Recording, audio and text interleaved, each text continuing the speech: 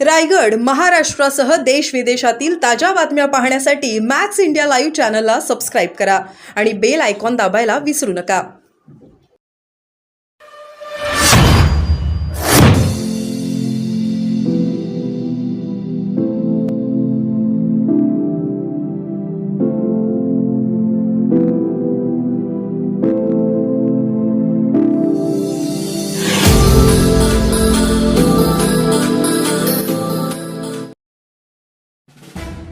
राज्यात इमानदार सरकार आणण्यासाठी प्रसाद भोईर यांच्यासारखे महाविकास आघाडीचे सर्व उमेदवार निवडून आणा. प्रवक्ते नितीन बानगुडे पाटील. पेणच्या विकासासाठी मला विजयी करा. महाविकास आघाडीचे उमेदवार प्रसाद भोईर यांचे आव्हान. असा एकमेव पक्ष आहे जे बोलतो ते करतो. येथील जनतेने शिवसेनेचे आभार मानायला हवेत. शिवसेनेने विधानसभा निवडणुकीत एक उच्च शिक्षित उमेदवार दिला आहे. महाविकास आघाडीचे उमेदवार प्रसाद भोईर यांना मत म्हणजे महाराष्ट्राच्या विकासाला मत असल्याचे त्यांनी सांगितले. तसेच त्यांनी पेणमधील पाणी प्रश्न, आरोग्य सुविधा, रस्ते आदी जनतेला भेडसावणाऱ्या जटिल समस्यांच्या मुद्द्यांना हात घालत विरोधकांचा चांगलाच समाचार घेतला. तर यावेळी इमानदार सरकार आणण्यासाठी 20 रोजीच्या विधानसभेच्या निवडणुकीत महाविकास आघाडीचे अधिकृत उमेदवार प्रसाद भोईर यांना बहुमताने विजयी करण्याचे आवाहन प्रवक्ते नितीन बानगुडे पाटील यांनी उपस्थित जनसमुदायाला केले. पेण सुधागड रोहा 191 विधानसभा मतदारसंघ महाविकास आघाडी शिवसेनेचे अधिकृत उमेदवार प्रसाद भोईर यांच्या प्रचारार्थ पेणमध्ये जाहीर सभेचे आयोजन करण्यात आले होते. या सभेला प्रमुख वक्ते म्हणून नितीन बानगुडे पाटील यांनी संबोधित केले.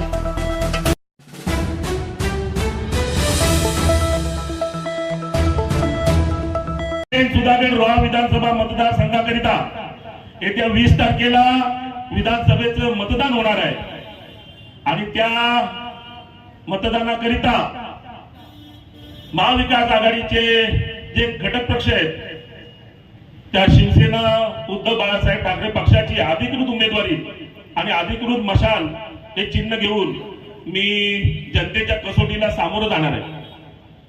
मित्रांनो, आपल्या भारतीय राज्यघटनेने एक प्रातिनिधिक लोकशाही पद्धती स्वीकारली ज्याला वेस्टमिन्स्टर पार्लमेंटरी सिस्टीम म्हणतात. ही नेमकी पार्लमेंटरी सिस्टीम काय होती तर त्या मतदारसंघातील जे काही मतदार आहेत, आपल्या मतदारसंघामध्ये सर्वसाधारणपणे 3,10,000 मतदार आहेत. मग या सर्वांना आपले जे सार्वजनिक प्रश्न आहेत, जे सामाजिक प्रश्न आहेत, आपल्या प्रत्येकाच्या आयुष्यावर फरक पडणारे जे आपले जिव्हाळ्याचे प्रश्न आहेत ते त्या विधिमंडळामध्ये जाऊन सरकारशी भांडून त्या दृष्टीने जे काही कायदे नियम बनवायचे आहे अशासाठी आपला प्रतिनिधी पाठवायचा असतो आणि म्हणूनच विधानसभेची निवडणूक होत असते. परंतु हा प्रतिनिधी म्हणजे कोणी नेता नसतो, कोणी पुढारी नसतो, तर तो फर्स्ट अमंग्स द इक्वल म्हणजे सगळे एकत्र आहेत. फक्त परंतु ते 3,10,000 लोक एका रांगेमध्ये उभे केले तर तो पहिला जो असतो तो त्या मतदारसंघाचा आमदार असतो, तो कोणी पुढारी नसतो. आणि याच तत्वाने मी या विधानसभा निवडणुकीकडे बघतो. ही विधानसभा म्हणजे कोणाची जागीरदारी नसते, ती एक फार मोठी जबाबदारी असते आणि ती जबाबदारी आपण पेलू शकतो का सक्षमतेने, या दृष्टिकोनातून मी या निवडणुकीकडे बघतो. साहेब, आज आपलं या पेण शहरामध्ये स्वागत आहे. हे पेण शहर म्हणजे टायर 3 सिटी आहे. इथे गणपतीचं शहर म्हणून या शहराला जगमान्यता आहे. अगदी परदेशात देखील इथून मोठ्या प्रमाणामध्ये गणपतीच्या मूर्ती एक्सपोर्ट केल्या जातात. फार मोठं नाव आहे आणि विशेषतः हा कोकणाचा समृद्ध भाग आहे. आता तुम्ही कोकणामध्ये म्हणाल की कोकणामध्ये पाण्याचं दुर्भिक्ष कसं असू शकतं, इथे 4 महिने धो पाऊस पडतो. अहो, जवळजवळ 1 महिनाभर इथे पूर परिस्थिती असते आणि अशा वेळी देखील डिसेंबर नंतर इथे पाण्याची टंचाई जाणवते. याच्यासारखं दुसरं कोणतंही दुर्दैव म्हणता येणार नाही. मग हे अशी परिस्थिती काय येते सांगा? हे फक्त आणि फक्त नियोजनाचा अभाव आहे. मग याचा आपल्या या नेतृत्वाला दोष नाही का देता येणार? गेले 50 वर्ष याच्यावर कोणतंही सोल्युशन निघू शकत नाही. काय एवढं मोठं कारण असू शकतं? साहेब, पर्जन्य छायेचे प्रदेश चिनाबच्या पल्या जाऊन अब्दालीच्या नंग्या ठेचून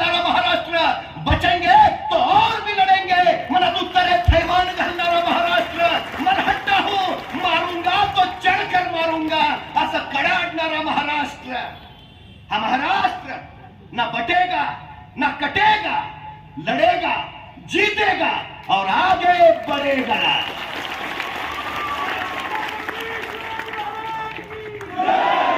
आमचा शिवसैनिक ज्यावेळी हातामध्ये शिवबंधन बांधतो ना, तर छत्रपती शिवाजी महाराजांचा हा 18 पगड जातीचा महाराष्ट्र एकसंघ ठेवायची शपथ घेतो। हा शिवबंधन ज्यावेळी आमचा शिवसैनिक बांधतो ना, तर महाराष्ट्रातल्या प्रत्येक स्त्रीची सुरक्षा, तिचा सन्मान राखेन असं वचन देतो। जगातला पहिला सर्जिकल स्ट्राईक शिवाजी महाराजांनी केला। लाल महालात शाहिस्ता खानाची बोटं छटली आणि वाऱ्यासारखे आलेले महाराज तीरासारखे निघून गेले। काही वेळानंतर लाल महालातला गोंधळ संपला आणि शाहिस्ता खानाची एक बेगम धावत धावत शाहिस्ता खानाकडे आली। हुजूर, क्या हुआ? हमारी बेटी गायब है, हमारी बेटी गायब है हुजूर। त्यावेळी शाहिस्ता खान तिला म्हणाला, शिवाजी राजांची माणसं आपल्या पोरीला हात लावणार नाहीतच,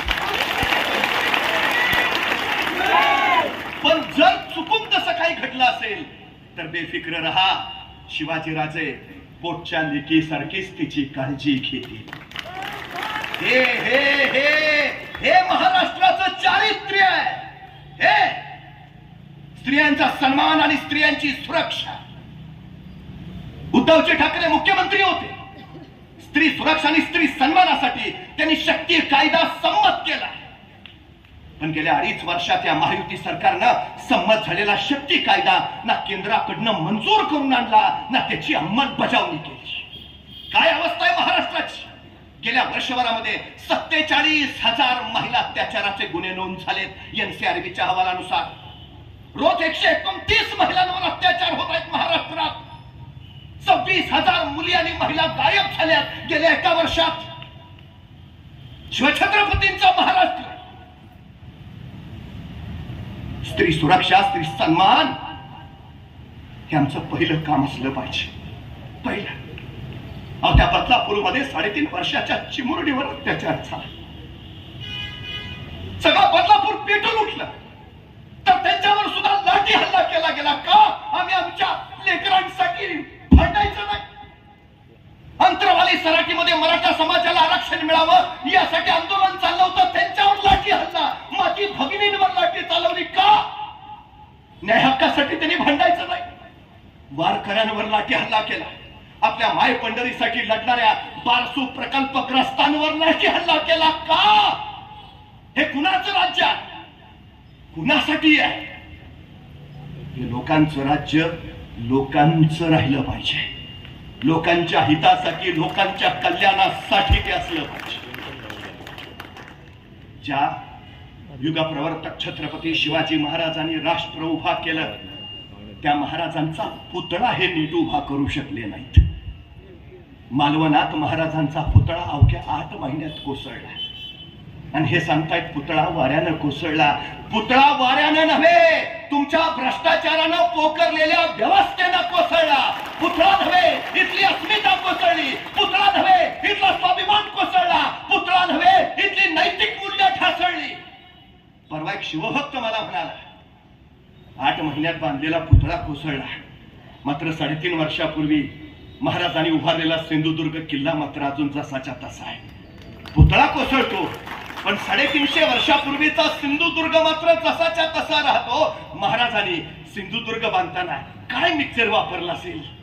मी त्याला म्हटलं, मिक्सर काही का असेना, पण त्या मिक्सर मध्ये प्रामाणिकपणा होता एवढं मात्र नाही। त्या मिक्सर मध्ये काय परिस्थिती हो, आरोग्य सुविधा नाही तुम्हाला आतापर्यंत। माणूस आजारी पडला, काही अर्जन्सी इमर्जन्सी आली की मुंबई, इथं का नाही? एखादं उत्तम हॉस्पिटल इथं का नाही? जिल्हा रुग्णालय, आरोग्य सुविधा देण्याचं काम प्रसादजी भोईर करतील। या सगळ्या गोष्टींकडे लक्ष द्यायला हवं, पण दुर्दैवाने या सगळ्या विकासाच्या गोष्टीला बाजूला सारल्या जाव्यात आणि आपल्या 2.5 वर्षाचं अपयश लपवलं जावं यासाठी त्यांनी या निवडणुकीच्या प्रचारात नवीन नवीन मुद्दे आणायला सुरुवात केली। सगळं सामाजिक वातावरण गढूळ करून टाकलंय। पूर्वी आम्हाला शाळेत शिकवलं जायचं, दगडावर दगड घासला की ठिणग्या उडतात आणि मग अग्नीचा शोध लागला। आता ह्यांना नवा शोध लागलाय, जातीवर जात घासली, धर्मावर धर्म घासला की ठिणग्या उडतात, मग आग पेटते आणि त्याच्यावर आपल्या सत्तेची पोळी भाजून घेता येते. जाती जातीत वितुष्ट निर्माण करायचं काम सुरू केलं, धर्मात भांडण लावायचं काम सुरू केलं. हे आता बोलायला लागले बटेगा तो कटेगा. अरे हा महाराष्ट्र आहे, रुग्ण बाजूला टाकून दिल्लीच्या तख्ताला धडका देणारा महाराष्ट्र थांबणार नाही असं म्हणत उद्धवजींनी महाराष्ट्र प्रगती पथावर नेला. पण नेमकं हेच बघवलं नाही. 40 गद्दार झाले, शिवसेना फोडली.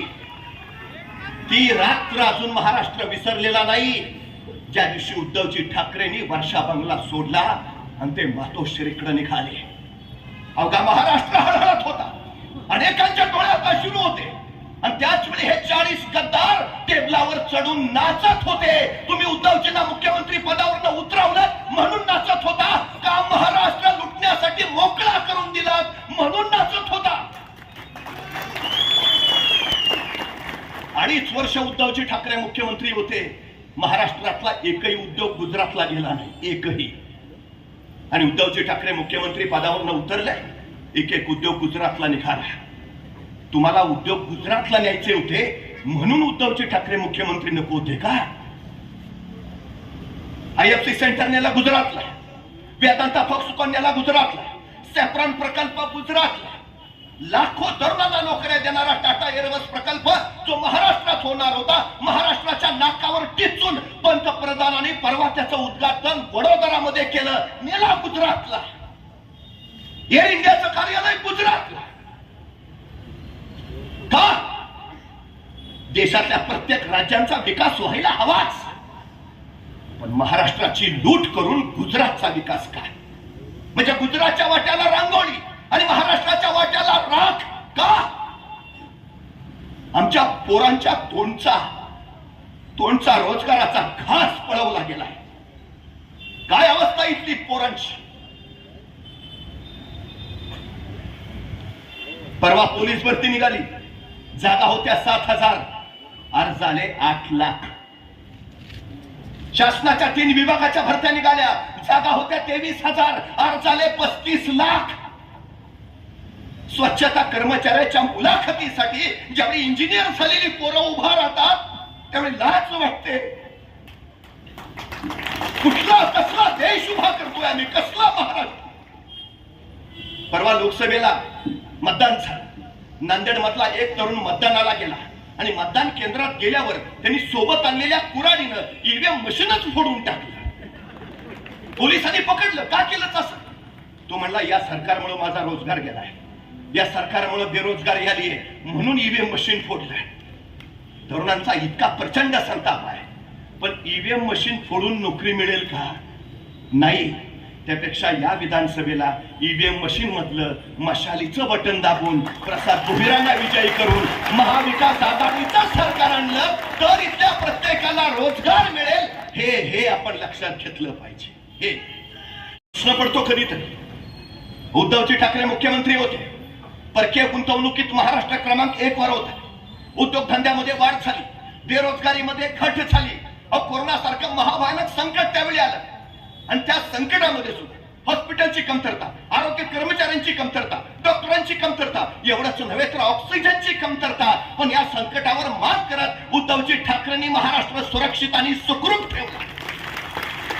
परवा एक सांगलीचा स्वच्छता कर्मचारी मला भेटला, म्हणाला महाराष्ट्र खरंच भाग्यवान आहे, महाराष्ट्राला अत्यंत योग्य वेळी उद्धवजी ठाकरेंचं नेतृत्व मिळालं. कोरोनाच्या कालखंडामध्ये उद्धवजी मुख्यमंत्री नसते तर महाराष्ट्राच्या रस्त्यावर माणसं मरून पडलेली तुम्हाला दिसली असती. 5 वेळा सर्वेक्षण झाली त्यावेळी आणि देशातील सर्वोत्तम पहिल्या 5 मुख्यमंत्र्यांमध्ये उद्धवजी ठाकरे कायम अग्रेसर राहिले. इतक्या स्पर्धा परीक्षा घेतल्या 2.5 वर्षात, अशी एक स्पर्धा परीक्षा दाखवा ज्याचा पेपर फुटला नाही.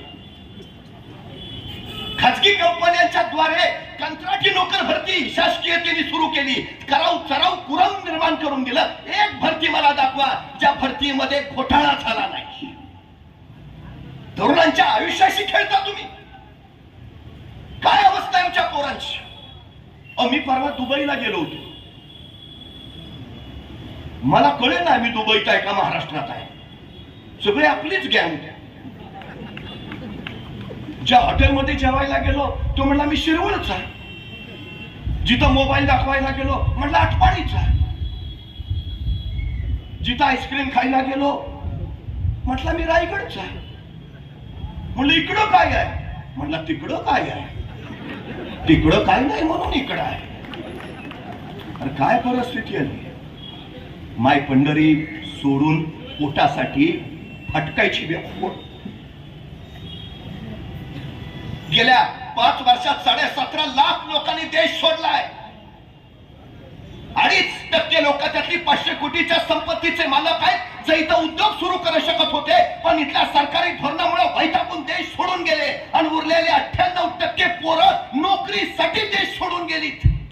संधी नाही तर संधीच नाही. IBM मध्ये 28% भारतीय आहे. इंटेल मध्ये 17% भारतीय आहे. मायक्रोसॉफ्ट मध्ये 32% भारतीय आहे. ऍपल मध्ये 36% भारतीय आहे. आणि अमेरिकन अंतराळ संशोधन केंद्र नासा मध्ये 38% भारतीय आहे. म्हणजे आमची पोरं त्यांच्या देशाची अर्थव्यवस्था बळकट करतायत का. आमच्या देशात संधी नाही, नोकऱ्या नाहीत. ही मनुष्य संपदा, बुद्धी संपदा जर इथं वापरली असती तर देश केव्हाच महासत्ता झाला असता. पण ह्यांचा एकच उद्योग, चलो गुजरात, महाराष्ट्राची लावा वाट. परवा एक तरुण चौकात उभा राहून बोलत होता, हे सरकार बिनकामाचं आहे. या सरकारनं बेरोजगारी वाढवली, या सरकारनं महागाई वाढवली, हे सरकार बिनकामाचं. त्याचं बोलणं सुरू झालं तशी गर्दी गोळा झाली. त्याला आणखीनच ताव चढला, हे सरकार बिनकामाचं आहे. या सरकारनं बेरोजगारी वाढवली, या सरकारनं महागाई वाढवली. तेवढ्यात पोलीस आले, धरलं त्याला, नेलं पोलीस स्टेशनला. पोलीस स्टेशनला गेल्यावर त्या तरुणानं विचारलं, मला इथं का आणलंय. तसे ते पोलीस इन्स्पेक्टर म्हटले, तू सरकारच्या विरोधात बोलतोयस म्हणून तुला इथं आणलंय. तसा तो तरुण म्हटला, अहो मी आपल्या सरकारच्या नाही, पाकिस्तान सरकारच्या विरोधात बोलत होतो. तसे ते पोलीस इन्स्पेक्टर म्हटले, तू काय आम्हाला येडा समजतो का. आम्हाला माहित नाही का कुठल्या सरकारनं बेरोजगारी वाढवली ते. आम्हाला माहित नाही का कुठल्या सरकारनं महागाई वाढवली ते. आम्हाला माहित नाही का कुठलं सरकार बिनकामाचं आहे ते.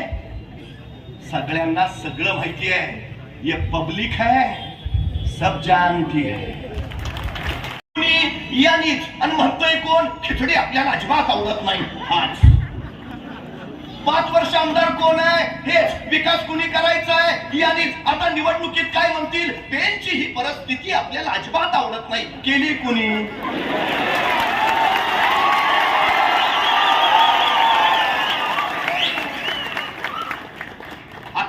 कराने ठरवायचे आहे, तुम्हाला विकासाची खिचडी हवी का प्रगतीचं शिवभोजन हवं. तुम्हाला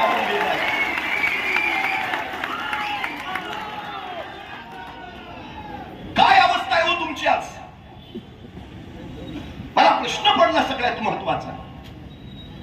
पाण्यासाठी वनवन करत अजून इथली लोक फिरतात. शुद्ध पाणी तुम्हाला साधं मिळू शकत नाही.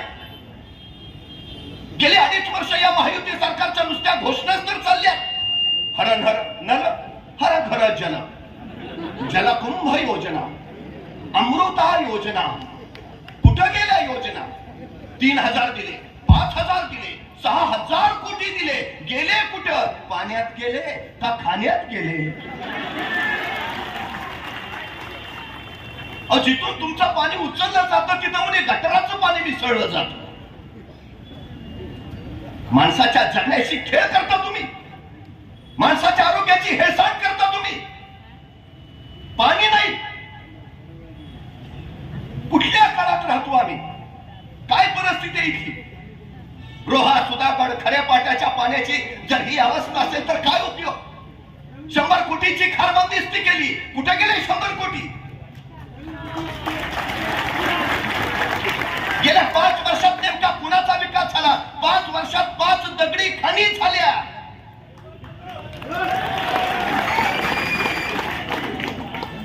तुमच्या वाट्याला काय. 2019 साली निवडणुकीला उभा राहणाऱ्या प्रत्येकानं स्वतःच्या संपत्तीचं विवरण निवडणूक आयोगाला दिलंय.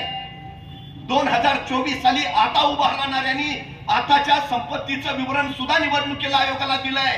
जरा एकदा संपत्ती बघा. 2.5 वर्षाचे मंत्री पदावर होते, त्यांची संपत्ती दुप्पट तिप्पट 5 पट झाली. मंत्र्यांनी कोटीच्या कोटी उड्डाणं घेतली, म्हणजे त्यांना कोट्यावधी, आणि सर्वसामान्य माणसाच्या हाताला काय 1500 रुपये.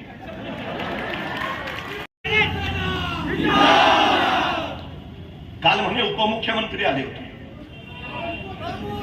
मंत्री खासदार आमदार सगळे इथे होते. 5 वर्ष त्यांचेच इथं आमदार आहेत. त्यामुळे मला असं वाटलं की आता पेनचा काही विकास करायचा राहिलाच नसेल. या निवडणुकीत त्यांनी जाहीरनामा सुद्धा काढला नसेल, कारण सगळंच करून झालं असेल.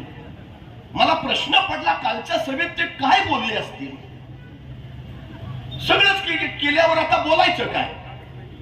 मी नेहमी एक गोष्ट सांगतो, एक सद्ग्रस्त होते, रोज सकाळी कामावर जायचे, दुपारपर्यंत काम करायचे, दुपारच्या सुट्टीत सगळ्यांबरोबर जेवायला बसायचे. त्या दिवशी पण ते जेवायला बसले, डबा उघडला, डबा उघडून बघितलं, डब्यात खिचडी. म्हटले धत्तेरी की खिचडी आपल्याला अजिबात आवडत नाही, पण खाल्ली मुकाटपणे, करतो काय. दुसऱ्या दिवशी परत कामावर गेले, परत दुपारपर्यंत काम केलं, दुपारच्या सुट्टीत परत सगळ्यांवर जेवायला बसले, परत डबा उघडला, डबा उघडून बघितला, डब्यात परत खिचडी. अरे काय कटकट आहे राव, रोज खिचडी खिचडी, पण खाल्ली निमूटपणे. तिसऱ्या दिवशी परत कामावर गेले, दुपारपर्यंत काम केलं, दुपारच्या सुट्टीत परत जेवायला बसले, डबा उघडला, डब्यात परत खिचडी. काय वैताग आहे राव, खिचडी खिचडी खिचडी, वैताग आलाय नुसता. त्याची ही तनतन शेजाऱ्यानं ऐकली, आणि शेजारी त्याला म्हणाला, हिथं बोलून काय उपयोग आहे का, त्यापेक्षा घरी जाऊन बायकोला सांग, बाई ग मला खिचडी आवडत नाही, दुसरं काहीतरी बनवून दे, हिथं तनतन करून काय उपयोग आहे का. तसा तो म्हणला, हे बघ माझं अजून लग्न झालं नाही, त्यामुळं मला बायको नाही, त्यामुळं माझा स्वयंपाक मीच बनवतो, आणि मला खिचडी शिवाय दुसरं काही बनवता येत नाही.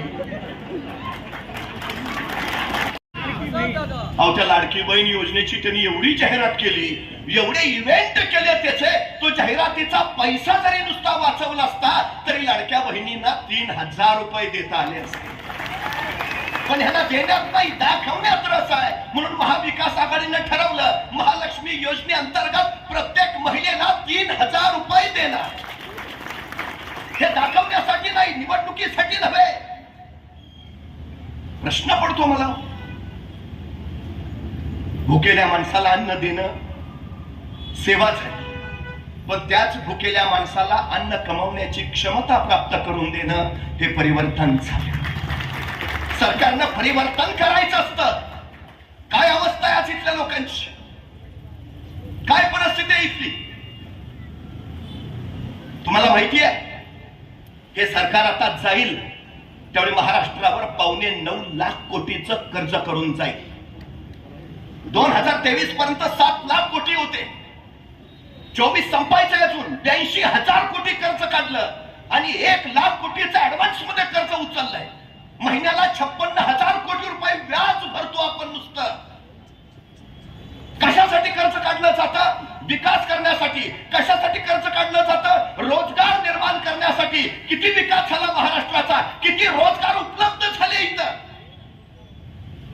एखाद्याने म्हणावंच, माझ्या डोक्यावर अजिबात कर्ज नाही, येडाईस. या सरकारनं प्रत्येकाच्या डोक्यावर 62,941 रुपयाचं कर्ज करून ठेवलंय. म्हणजे महाराष्ट्रात जन्माला येणारा प्रत्येक पोर जन्माला येतानाच कर्जबाजारी होऊन येत आहे. हा या महायुतीचा पराक्रम आहे. टक्केवारी, कमिशनखोरी, महाराष्ट्रात दिवाळखोरीच्या उंबरठ्यावर आणून ठेवला यांनी. काय विकास झाला हो, मला सांगा. गेल्या 2.5 वर्षात तुमच्या या सगळ्या मतदारसंघात किती नवीन प्रकल्प आले, किती नवे उद्योग आले. एक JSW आहे, तिथेही भूमिपुत्रांना कुणी विचारेना. माती आमची, गाव आमचं, शहर आमचं, मग जिथं कारखाना आहे तिथं माणसं आमचीच हवीत. हा सगळ्यात महत्वाचा. शिवसेना ते करेल. शिवसेनेचा जन्मच मराठी माणसाच्या हाताला काम देण्यासाठी झालाय, हे पहिलं लक्षात. कृती केंद्र म्हणूनही पेनचा उल्लेख होतो. पेन करणे याचा अर्थ मुक्काम करणे, पेने याचा अर्थ मुक्कामाची जागा. सैन्याच्या, व्यापारी तांड्यांच्या आणि घाटावरून उतरणाऱ्या प्रवाशांच्या मुक्कामाची जागा म्हणजे पेन, म्हणून या शहराला नाव पेन असं म्हणतात.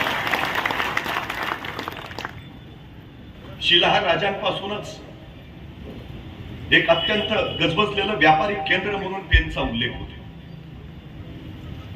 देवींची शक्तीपूजा इथं फार महत्वाची मानली जाते. कासाराळीतील महालक्ष्मी असेल, वाशीची अंबा असेल, रामेश्वर मंदिरातील गावदेवी असेल किंवा नागावची अक्कादेवी असेल, या सगळ्या देवींची अधिष्ठापना शिलाहार राजघराण्याच्या काळातच इथं झाली. भगवान शिवशंकराची अनेक प्राचीन मंदिरं तुम्हाला इथं दिसतील. मग ते वाकेश्वराचं असेल, ते रामेश्वराचं असेल, ते व्याघ्रेश्वराचं असेल, ते गोटेश्वराचं असेल, नाहीतर पाचलोणीच्या पाटणेश्वराचं असेल. खर तर इथं जसं शिलाहार राजांनी राज्य केलं, तसं चालुक्यांनी आणि यादवांनी सुद्धा इथं राज्य केलं. हा भाग मिऱ्या डोंगराचा, ज्याच्यावर नामदार ताहेर खानाची छावणी होती, आणि इथल्या रतनगडावर बालकी सरदार होता. 27 फेब्रुवारी 1662 साली ज्यावेळी शाहिस्ता खान पुण्यात होता, त्यावेळी नेताजी पालकरांनी या नामदार ताहेर खानाला रतनगडावर हकललं आणि बल्की सरदाराचा पराभव झाला. वाघेची तुपेनी याच पेन शहरामध्ये या ताहेर खानाबरोबर युद्ध छेडलं आणि ताहेर खानाला यमसदनी वाघोची तुपेनी इथंच पाठवलं. आणि त्या दिवसापासून म्हणजे 28 फेब्रुवारी 1662 या दिवशी पेन शहर हे छत्रपती शिवाजी महाराजांच्या भगव्या झेंड्याखाली आहे. आणि स्वातंत्र्य संग्रामामध्ये ज्यांनी सशस्त्र क्रांतिकारक म्हणून भूमिका बजावली ते विनायक कोल्हटकर, ते सुद्धा याच पेन शहराचे. या पेन शहराचा असा संपन्न वारसा आहे. इथं जसं शिलाहारांनी राज्य केलं, जसं चालुक्यांनी यादवांनी राज्य केलं, जसं इथं मोगलांनी राज्य केलं, जसं इथं मराठ्यांनी राज्य केलं, 2009 2014 इथं शेकापनं राज्य केलं.